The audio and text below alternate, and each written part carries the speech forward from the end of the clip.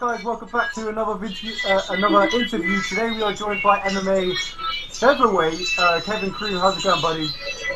Oh man, it's going really well, really well. Your last fight was at lightweight, but you are a featherweight naturally. Is that where you plan to go next? Yeah, man. I mean, I'm not really quite sure. I fought at bantamweight a whole bunch too.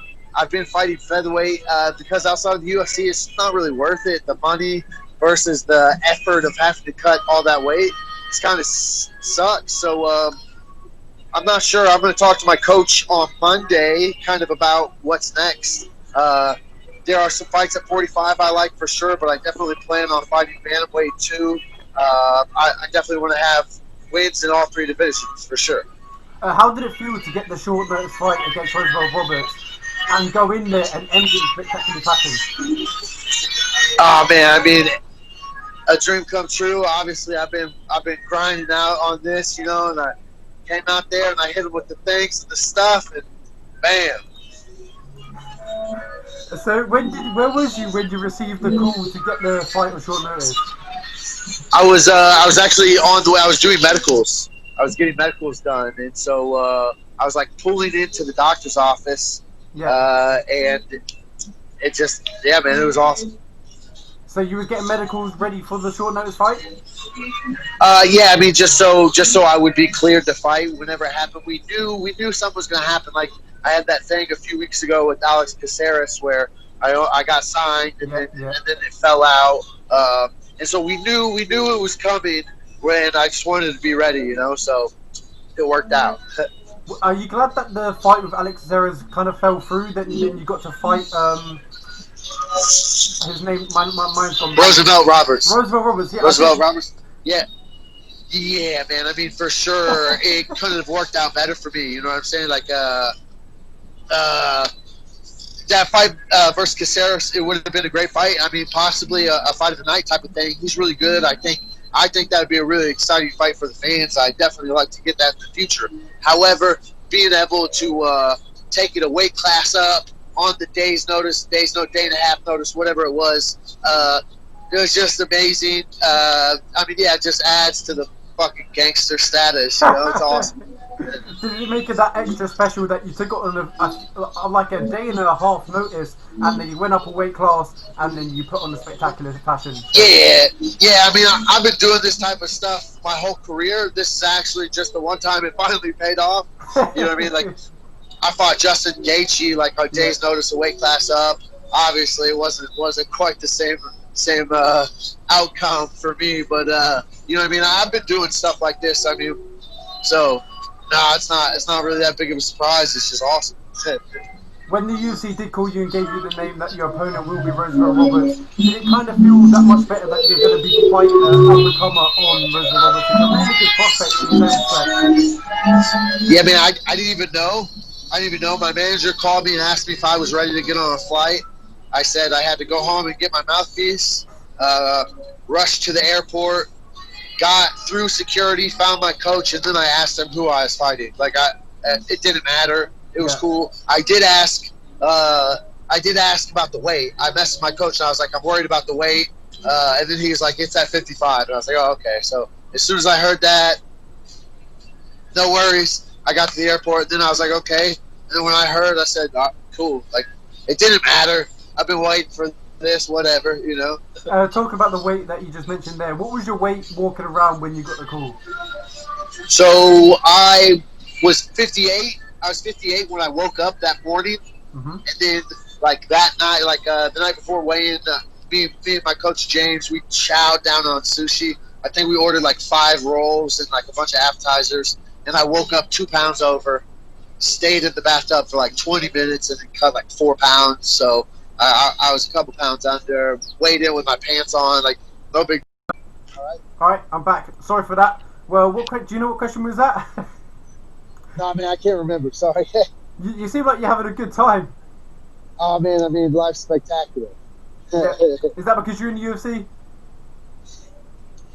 Yeah, I mean, for sure. I mean, I'm on cloud 9. You know what I mean? I've been waiting. I've been working so hard. Spectacular, man. I I still can't get over it. It took you 34 professional fights to get to the UFC, and you fought 34 times in your professional MMA career. Was that the dream from the start to get to the UFC? I mean, yeah, for sure. Honestly, the dream at the very beginning was just to be a bad motherfucker. I didn't really have the best goals started out.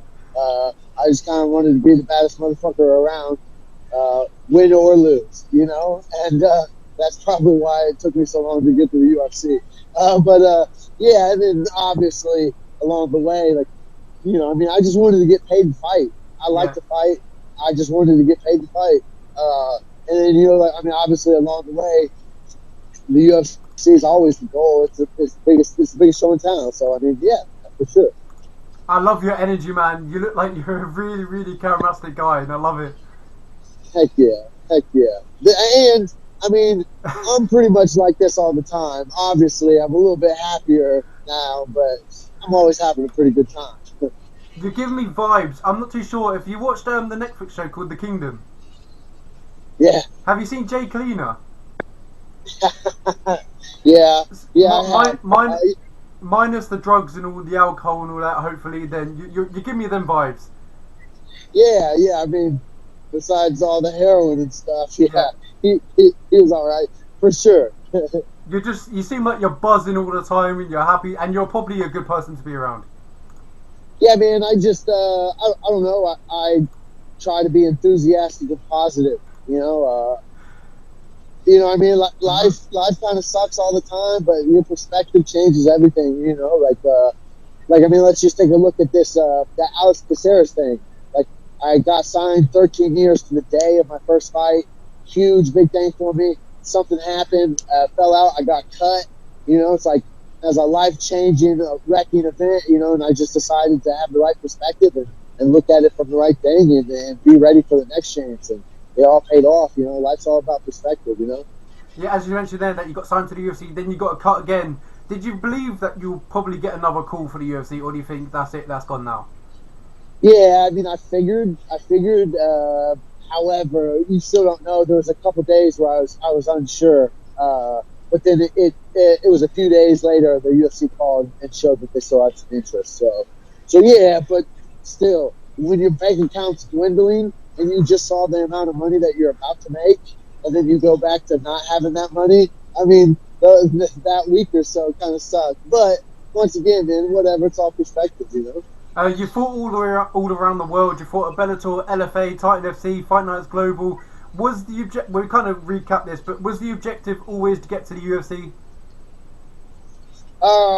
Yeah, I mean, for sure, it's the biggest show in town. It's what I always wanted. I mean, I don't know, to be totally honest, if I always had the faith that I'd get here. You know what I mean? Just to be honest, like, it's been a up and down roller coaster. And the thing I just wanted to have fights easy to watch, so my friends could just turn on the TV and watch them, and I wanted to get paid well. You know, so I mean, that's really my goal. And then obviously, once I started getting the confidence to really believe that, you know, I could, you know, the UFC is the only thing I wanted. So we'll head back to the Roosevelt Roberts fight, your UFC debut. How did it feel when that lead overhand left landed clean on his chin, then you followed up with the submission? I mean, it's almost kind of like it happened to somebody else, and I was just watching it. You know, like, obviously, it was amazing, but it's almost like I'm like disconnected from that moment, and it's almost like I watched someone else do it. You know, I don't know if that makes any sense, but Yeah. you So you know, kind of felt like you were in a parallel universe. You were watching yourself. yeah. It's just I always seem to have a problem when my head gets involved in fights. You know, like I have been fighting for so long. I just work off instinct and muscle memory, and I just kind of try to really. I've been putting all the game plan and practice and all the preparation, so I just try to focus on that and trust my body and kind of keep my head out of it, listen to my corners. So yeah, I mean, it's almost kind of like it happened. I got to watch someone else do it, you know. So you did hit him with the overhand left, then you went down to the ground, then you kind of sunk in the submission. What was running through your mind as you've got your arm across his chin and he's kind of tapping out on you? So I mean, I've never had. I have like one front head choke in my career before this, and I've never done that with my left arm. And his head just kind of like his neck just fell into that arm, and I even for a split second thought about trying to change grips and switch arms, and I just like I don't know, man. I could feel his neck, and I decided, lock up the ninja choke grip and put my inks in, man, and c'est magnifique. What was the weekend like after that win? I mean, really chill, really chill. I actually didn't go out or do anything, any celebrating until like Wednesday night. Actually, I just kind of chilled at the hotel with my coaches, enjoyed that. I drank a 6-pack by myself. That's about the most drinking I've done in a really long time. Yeah. I woke up with a headache. And then yeah, man, I was at the gym on Monday, just working, man. Like my man Jay-Z says, you ain't got one until you got two. So I'm still trying to get my first bonus. You know what I mean? Like I'm working. Let's go. So we did mention that you fought at 155 this fight. You weighed in at 145.5, but you kind of fight at featherweight / bantamweight. What weight class is your next fight going to be at, preferably for you? I mean, I'm going to listen to James and see what he says. 45 or 35, probably 30, probably 45. To be honest, there's a couple fights I like at 45, and then I would be okay with moving down. But once again, man, I'm going to listen to everything James says. He got me here, and his word is law, if you ask me. Talking about liking names at 145, if you could pick anyone on the end of your tongue, who would it be? Oh man, I don't know. I like the Caceres fight. Like I said, I don't know if that's something we're going to shoot for right away, or if we're going to try to get a couple more in between them. But man, I think the fans win in that fight. I think both of our energies and personalities will kind of play off each other. I think that's going to be legit. But once again, man, I'm listening to Kraus. We'll see what's up.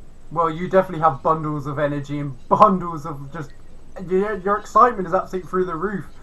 You're kind of filling me up with it, and it's kind of driving this interview to a better place.